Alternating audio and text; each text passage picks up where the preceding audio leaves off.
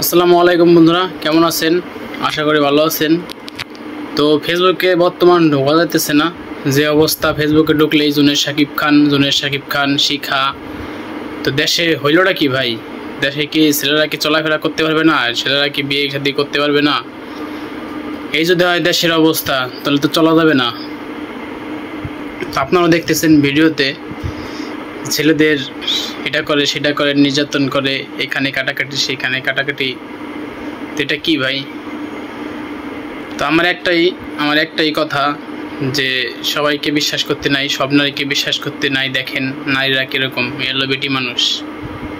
দেখেন, সে অন্য জায়গায় আঘাত করতে পারতো, হাত পাও ভেঙে দিতে পারতো, হাত পাও কেটে দিতে পারতো, সেটা ঠিক আছে। কিন্তু এমন জায়গায় কাটছে তো তার লাইফ শেষ, লাইফটা বরবাদ করে দিছে।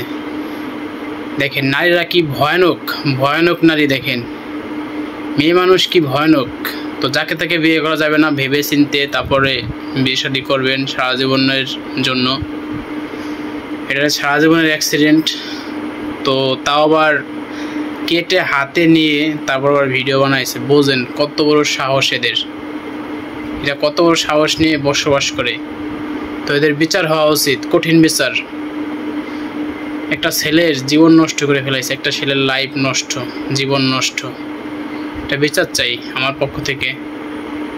তো দেখেন, আপনারা দেখেন পাশে ছবি দেওয়া আছে, দেখেন এদের জন্য শাকিব খান এবং শিখা কাপড় ভিডিও বানাতো। তো দেখেন এই হলো অবস্থা। দুষ্টামি করে মনে হয় ওকে, আমাকে কি মেরে ফেলবে? আরেকটা মানুষকে কি এত সহজে মারা যায়? আমি কি মানুষের কোটি কোটি টাকা মেরে খাইছি, আমাকে মেরে ফেলবে? ও আসলে মানুষ কতটা জঘন্য, কতটা নিচে নামছে বোঝেন। কিয়ামতের আলামত, এগুলো হচ্ছে কিয়ামতের আলামত। কিয়ামত সামনে ঘনিয়ে আসছে। মানে কি বলবো, এতটাই খারাপ লাগতেছে দেখে, যে এতটাই খারাপ লাগতেছে। যতই মানুষ খারাপ হোক না কেন, অনেক খারাপ সেরে ঠিক আছে, কিন্তু এই কাজটা করা তার ঠিক হয় নাই। অন্য ফেলে আঘাত করতো, অন্য জায়গায় কাটতো ছিটতো, কোনো সমস্যা ছিল না। কিন্তু সারা জীবন এটা মানে কি বলবো, বলার ভাষা নাই। একটা জঘন্য মেয়ে। প্রতিবাদ জানাই, নিন্দা প্রতিবাদ জানাই, বিচার চাই।